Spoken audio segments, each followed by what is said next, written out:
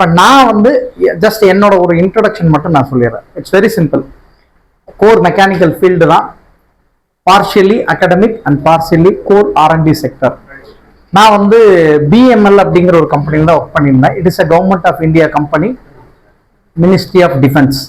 So defence ப்ராடக்டில் core R&Dல தான் நான் ஒர்க் பண்ணியிருந்தேன். அந்த எக்ஸ்பீரியன்ஸ் தான் எனக்கு நிறைய ஒரு ஷேர் ஆச்சு. ஸோ இப்போ நான் என்ன பண்ண போறேன் அப்படின்னு கேட்டிங்கன்னா, என்னுடைய ஸ்ட்ரென்த்து, நான் என்னெல்லாம் வந்து எக்ஸ்பீரியன்ஸ் ஆகி வந்தனோ அதை வந்து நான் உங்களுக்கு ஷேர் பண்ண போறேன். வேற ஒன்றும் கிடையாது. ரைட்டா? என்ன வந்து அகாடமிக்ல கற்றுக்கிட்டேன், என்ன இண்டஸ்ட்ரியில் கற்றுக்கிட்டேன், இது எப்படி ரெண்டையும் கனெக்ட் பண்றது, தட்ஸ் ஆல். வேற ஒன்றும் இல்லை. இப்போ ப்ரெசன்ட் சினாரியோல எல்லாருக்குமே தெரியும், ஒரு பர்டிகுலர் டொமைன் வந்து வேகமா டெவலப் ஆயிட்டு இருக்கு. பிகாஸ் டிமாண்ட் அதிகம் இல்லையா? அது ஐடி செக்டாரா இருக்கலாம், சர்க்யூட் பேஸ்டான செக்டாரா இருக்கலாம், anything else. At the same time core டொமைனுக்கான ஆப்பர்ச்சுனிட்டிஸும் ஸ்கோப்பும் நிறைய இருக்கு. இதை பத்தி யாரும் பேசுறது இல்லை, இதை பத்தி யாரும் சொல்றது இல்லை. கிட்டத்தட்ட முந்தானேத்து கூட ஒரு சென்னையில இருந்து ஒரு கம்பெனியில கால் பண்ணியிருந்தாங்க. 54 டிசைன் இன்ஜினியர்ஸ் வேணும் கோர் மெக்கானிக்கல். ஆளே இல்லை, யாருமே இல்லை. இங்க சீகர் ஸ்பின்டெக் இந்தியா பிரைவேட் லிமிடெட் ஒரு கம்பெனி இருக்கு. அங்க வந்து கிட்டத்தட்ட 6 டிசைன் இன்ஜினியர்ஸ் இமீடியட்டா எனக்கு வாண்டட் இருக்கு, இமீடியட்டா வேணும்னு கேட்கறாங்க. ஆள் இல்லை. ப்ரொடக்ஷன் ஆள் இல்லை, குவாலிட்டியில் ஆள் இல்லை, இன்ஸ்பெக்ஷன் ஆள் இல்லை, டெஸ்டிங் ஆள் இல்லை, மார்க்கெட்டிங் இல்லை, சர்வீசிங் இல்லை. அப்போ மெக்கானிக்கல்ல வந்து ஆப்பர்ச்சுனிட்டிஸ் அவ்வளோ இருக்கு, பட் யாரும் அதுக்கு போறதில்லை. ஒரே ரீசன், ஒரு பர்டிகுலர் ஜோனை மட்டுமே ஃபோக்கஸ் பண்ணி இன்னைக்கு சொசைட்டி போயிட்டு இருக்கிறதுனால இது அவ்வளோ ட்ரை ஆயிடுச்சு. ஒரிஜினலா ஸ்கோப் அதிகமா இருக்கு, ஆப்பர்ச்சுனிட்டிஸ் அதிகமா இருக்கு, அதை பத்தின எக்ஸ்போஷர் யாருக்குமே தெரியல. இன்னைக்கு அதை தான் உங்களுக்கு நான் சொல்ல போறேன். சரி, ஜென்ரலா கேட்கிறேன், நீங்க யார் வேணாலும் சொல்லலாம், இது பயப்படலாம் வேண்டாம். இது வந்து ஓப்பன் ஃபோரம், தப்பா இருந்தாலும் பரவாயில்ல, சரியா இருந்தாலும் பரவாயில்ல. ஒருவேளை தப்பா கேட்டா கூட அது சரிப்படுத்துறதுக்கான பிளாட்ஃபார்ம் தான் இது. சரியா? உங்களுக்கு ஒரு எதிர்பார்ப்பு இருந்திருக்கும். சார் வந்து சொல்லியிருப்பாரு, தம்பி வாங்க மெக்கானிக்கலை பத்தி சார் வந்து உங்களுக்கு எக்ஸ்பிளைன் பண்ணுவாரு அப்படிங்கிற பத்தி ஏதோ ஒன்று ஒரு சம்திங் சொல்லியிருப்பாரு. நீங்க கிளம்புற போதே ஒரு மைண்ட் செட் ஃபிக்ஸ் பண்ணி வந்திருப்பீங்க. என்ன தெரியுமா? சரி, ஃப்ரெண்ட்ஸ் எல்லாம் போறாங்க, நம்மளும் ஜாலியாக போயிட்டு வரலாம். நம்பர் 1. ரெண்டாவது, சரி என்னதான் அவர் சொல்றாருன்னு பார்ப்போமே. A செக்ஷன்ல எல்லாரும் வந்திருக்கிறாங்க, B செக்ஷன்ல யாருமே வரல, அப்ப ஏதோ விஷயம் இருக்குது, சரி போய் பார்ப்போம். கரெக்ட் தானே? இன்னும் ஒரு சிலர், எனக்கு வந்து மெக்கானிக்கல் ரொம்ப பிடிக்கும், எந்த ஃபீல்டு போறதுன்னு எனக்கு தெரியல, எந்த ஃபீல்ட்ல ஸ்கோப் அதிகம், எந்த ஃபீல்டில் ஆப்பர்ச்சுனிட்டி அதிகம் எனக்கு தெரியாது. இன்னொருத்தருக்கு என்ன மைண்ட் செட் இருக்குன்னு தெரியுங்களா? அல்டிமேட் என்ன, சம்பளம் எனக்கு முக்கியம், இதுதான் முக்கியம். நான் ஃபேமிலி பார்க்கணும், குடும்பத்தில் எனக்கு கமிட்மெண்ட் இருக்குது, வேலையை கோர்ஸை முடிச்சு அடுத்த செகண்ட் எனக்கு வந்து ஆப்பர்ச்சுனிட்டி வேணும், சேலரி வேணும். நான் எதுல போறது? பேசாம மெக்கானிக்கல் முடிச்சுட்டு ஐடி கம்பெனி ஏகப்பட்டது வருது, ஜஸ்ட் ஒரு ஜாபை வாங்கிட்டு 35,000 40,000 சம்திங் ஏதோ ஒரு சேலரி வருது இல்லையா, ஃபிக்ஸ் பண்றாங்களா, போயிட்டே இருக்கலாம், ஏன் போய் நான் மெக்கானிக்கல் உட்காந்துட்டு இருக்கணும், இப்படிங்கிற மைண்ட் செட் இருக்கும்.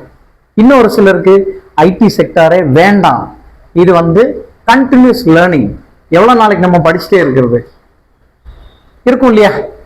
அப்போ மெக்கானிக்கல் ஃபீல்டுக்கு போய்க்கலாம், அதுல என்னென்ன இருக்கு தெரியலையே, சரி அப்ப இவர் ஏதோ சொல்றாரு போல் இருக்கு, நம்ம என்னன்னா போய் கேட்டுட்டு வரலாம். கரெக்டா இல்லையா? இந்த ஒரு கொஸ்டின் வரும்.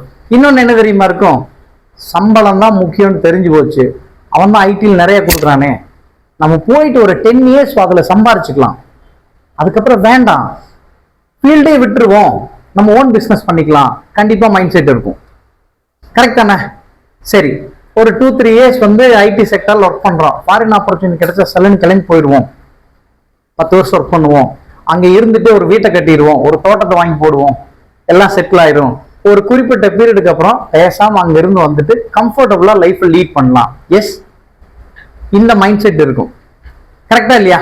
சரி, ஃபாரின்ல இருந்துட்டு நம்ம அங்கிருந்து ஏதாவது ஒரு பிசினஸ் இங்க ஸ்டார்ட் பண்ணுவோம், யாராவது ஒரு பர்டிகுலர் ஃப்ரெண்ட்ஸ் நெட்வொர்க் இருக்குன்னா அந்த நெட்வொர்க்ல என்ன மாதிரி பண்ண முடியும், ஏன்னா பணம் அங்க நிறைய சம்பாதிச்சிட்டீங்க, இங்க என்ன பண்ண முடியும் அப்படிங்கிற ஒரு யோசனையும் இருக்கு. கரெக்டா இல்லையா?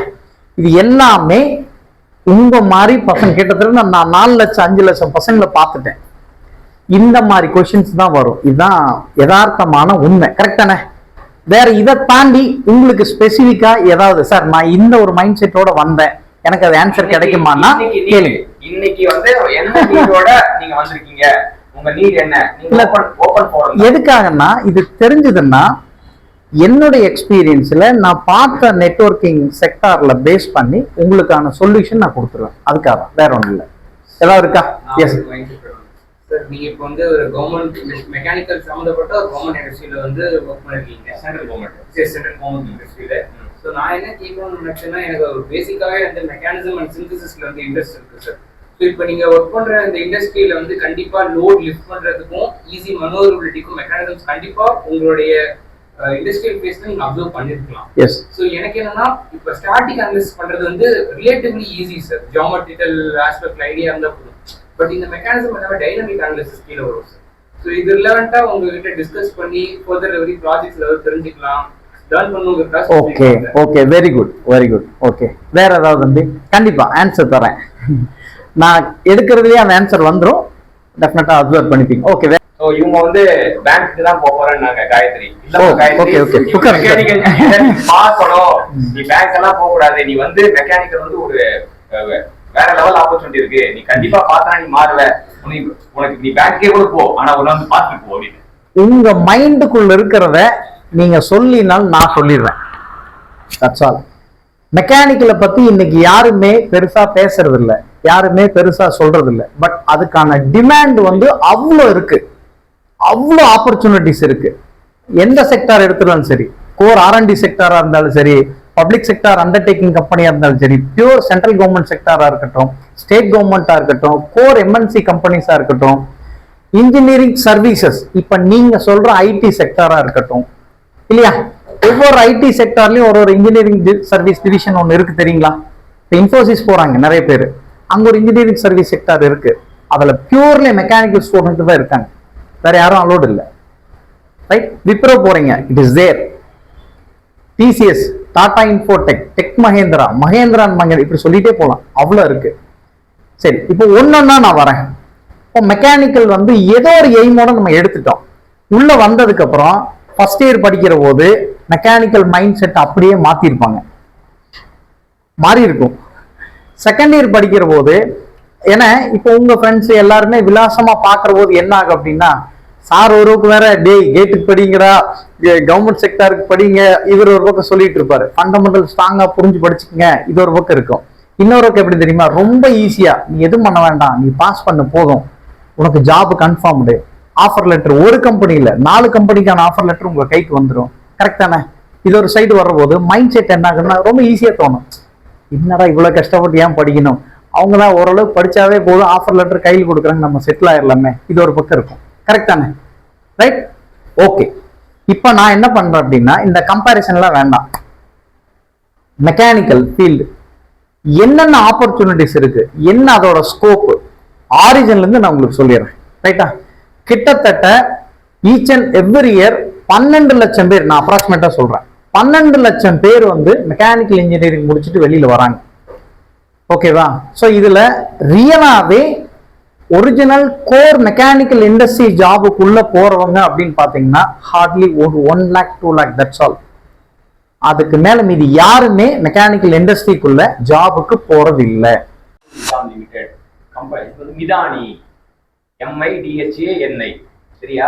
எக்ஸாம் வந்து இன்டர்வியூ டெல்லியில. ஸோ மிதானி எக்ஸாம் எழுதுனேன்.